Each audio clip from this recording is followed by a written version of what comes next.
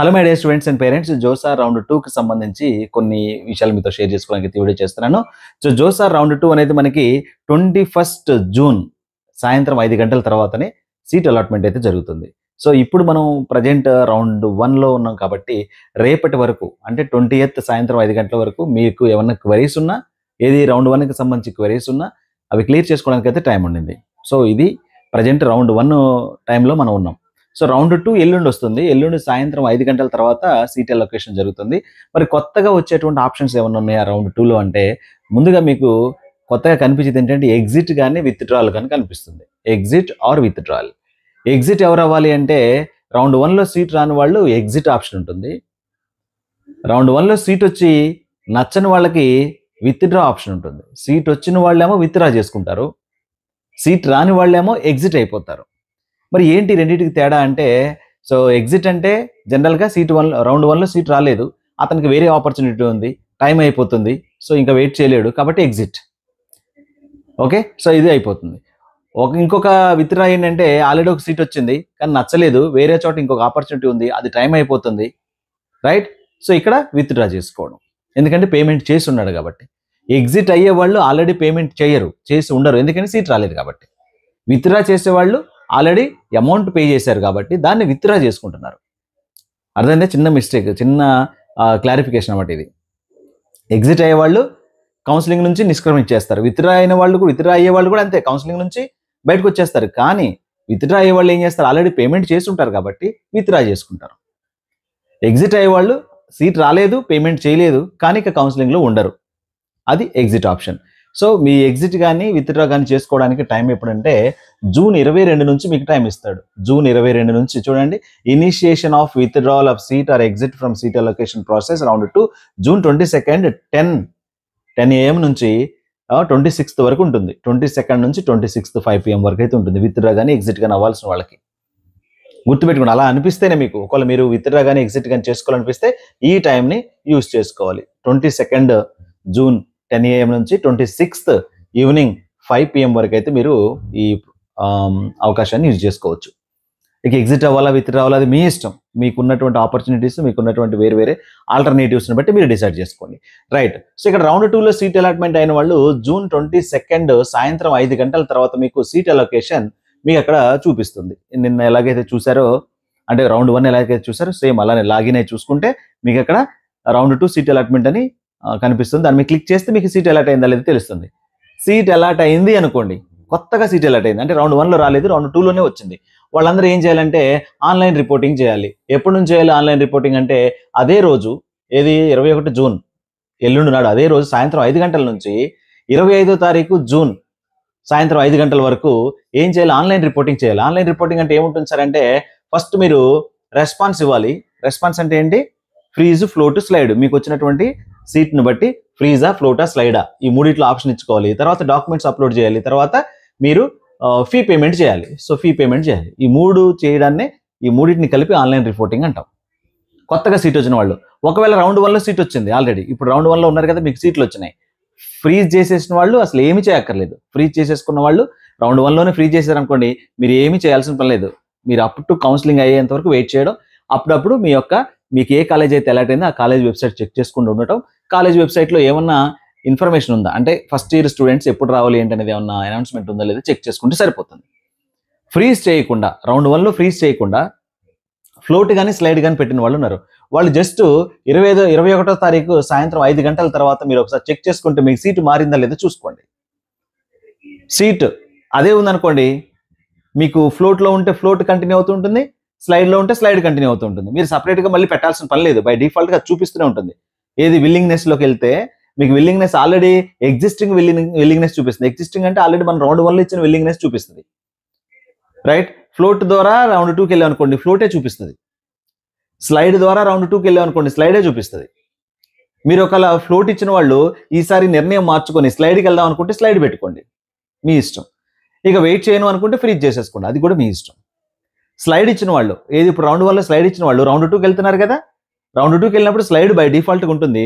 Slide నుంచి ఫ్రీజ్కి రావడానికి chance ఉంటుంది, మీకు ఫ్లోట్కి వెళ్ళడానికి ఛాన్స్ లేదు. అది ఆల్రెడీ ఆ క్లారిటీ నేను ఇచ్చాను ఆల్రెడీ మీకు. సో స్లైడ్ ఒకసారి పెట్టానంటే ఆ స్లైడ్ అనేది అన్ని కంటిన్యూషన్ అవుతూ ఉంటుంది. మనకి ఇష్టం లేకపోతే ఎప్పుడైనా కానీ ఫ్రీజ్ అవ్వచ్చు.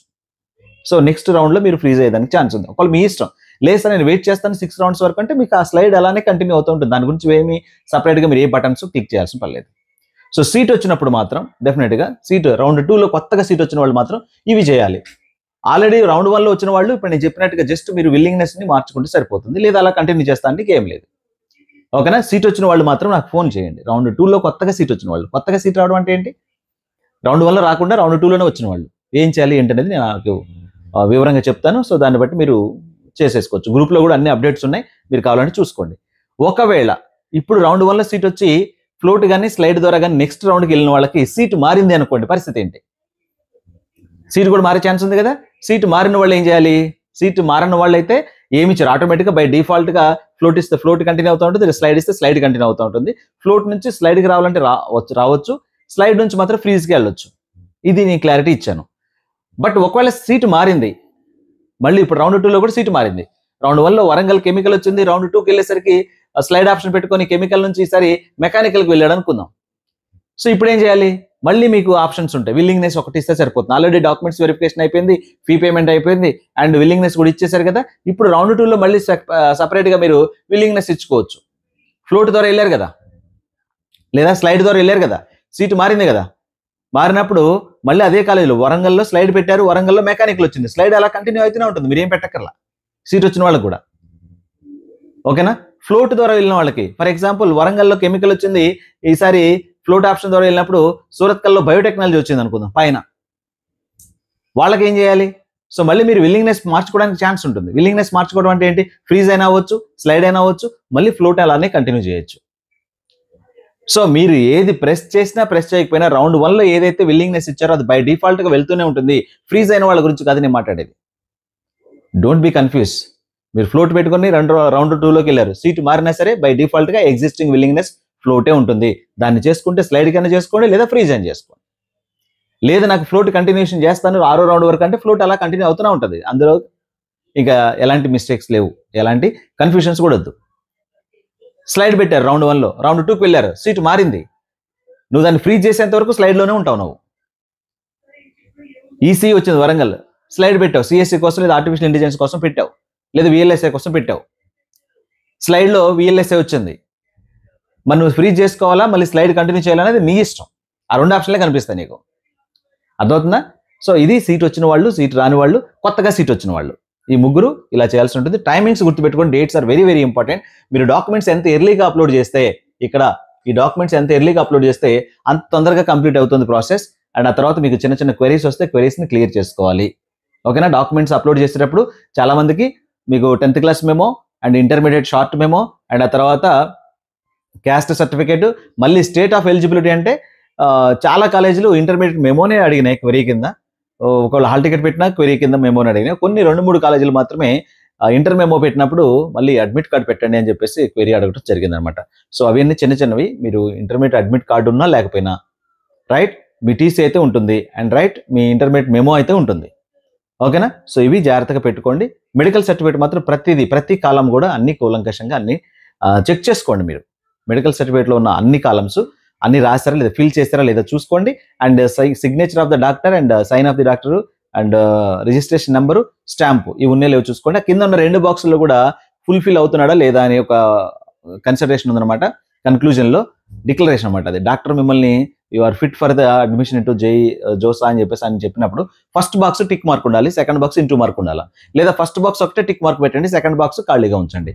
లేదా ఒకవేళ ఫిల్ చేస్తే ఫస్ట్ బాక్స్ టిక్ ఉండాలి, సెకండ్ బాక్స్లో ఇంటూ ఉండాలి. అది గుర్తుపెట్టుకోండి. సో ఆ విధంగా చేయండి. అండ్ ఇదే ఈ డేట్స్ అన్ని మీకు తెలిసిందే. ఇప్పుడు క్వెరీస్ వస్తే చూడండి, 21 నుంచి మీరు డాక్యుమెంట్స్ అప్లోడ్ చేసుకుంటే 21 సాయంత్రం 5 గంటల తర్వాత నుంచి మీకు ఎప్పటి వరకు క్వెరీస్ క్లియర్ చేసుకోవడానికి టైం ఉంటుందంటే 27 last day to respond with the ఒక నిమిషం, నేను క్వెరీస్కి సంబంధించి last day to response with డ్రాయల్కైనా అదే అండ్ క్వెరీస్కైనా అదే. ఎప్పుడు 27th జూన్ 5 PM వరకు మీకు టైం ఉంటుంది. బట్ మీరు అప్లోడ్ చేసుకోవడానికి పేమెంట్ చేయడానికి మాత్రం టైం ఎప్పుడు అంటే చూడండి 25 జూన్ సాయంత్రం 5 గంటల వరకు last day to pay payment round 2. So ఈ టైం లోపల చేసిన వాళ్ళకే వాళ్ళు వ్యాలిడిటీ అవుతుంది. ఇప్పుడు 18 ఇక్కడ 25 లోపు చేసిన వాళ్ళకే ఇక్కడ 27 వరకు క్వెరీస్కి రెస్పాండ్ అవ్వచ్చు. అంటే ఇక్కడ 21 నుంచి అప్లోడ్ చేశారు, 21వ తారీఖు నాడు అప్లోడ్ చేశారు. మీరందరికీ కూడా 27 వరకు టైంని యూజ్ చేసుకోవచ్చు. ఇప్పుడు కూడా మనం చూసాం కదా, 18వ తారీఖు క్లోజ్ అయింది. మనకి యాక్చువల్గా 18వ తారీఖు 5 PM లోపు పేమెంట్ చేయడం, డాక్యుమెంట్స్ అప్లోడ్ చేయడం చేసి ఉండాలా. వాళ్ళందరికీ అంటే 18 లోపు అంటే ఎప్పటి నుంచి మనకి పెట్టింది 14వ తారీఖు పెట్టారు. 14 నుంచి 18 లోపు చేసిన వాళ్ళందరికీ కూడా 20వ తారీఖు వరకు టైం ఉంటుంది.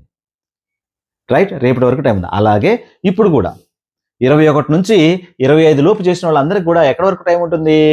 ఎక్కడి వరకు ఉంటుంది? రౌండ్ 2 అనేది last day to respond queries 27 సాయంత్రం 5 గంటల లోపు ఉంటుంది. ఈ టైంని యూటిలైజ్ చేసుకోవాల్సి ఉంటుంది.